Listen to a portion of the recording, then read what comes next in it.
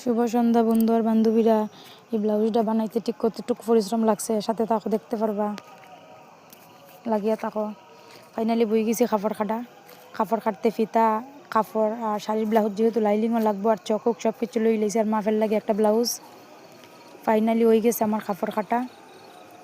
এখন বই যাইমো আমি মিশিংও সেলাই করাত। ফাইনালি বই গেছি আমি সেলাই করাত। আর অন্যদিকে আমার বাচ্চা তারা পরে তারারও একটু কয়া দেই আর এদিকে একটু সেলাই করি।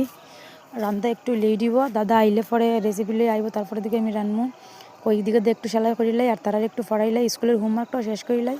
তারা আমি এখন ক্যামেরার সামনে বেশি একটা আনি না, তার লাগে আমি বুঝিয়ে আমার মানে ভিডিওটা উঠাই, তারপরে দিকে এডিট করে লাগাই। তারা সামনে বেশি একটা ভিডিও বানাই না। এদিকে ওই যার আমার ব্লাউজ বানানি।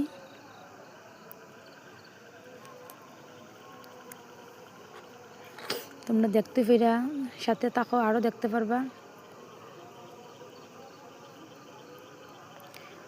ফাইনালি ব্লাউজ বানানোর পরে হাতের কাজ ছাড়া মানে ব্লাউজ আনকমপ্লিট থাকে, হাতের কাজটা করলে পুরা কমপ্লিট হয় ব্লাউজ বানানি। অনেক পরিশ্রম একটা ব্লাউজ বানানি। প্রথমে কাটো, তারপরে বানাও, তারপরে হাতের কাজ, বহুত পরিশ্রম জুড়ম তুরম, ধৈর্যটা ওই বড়, ধৈর্য রাখতে লাগে।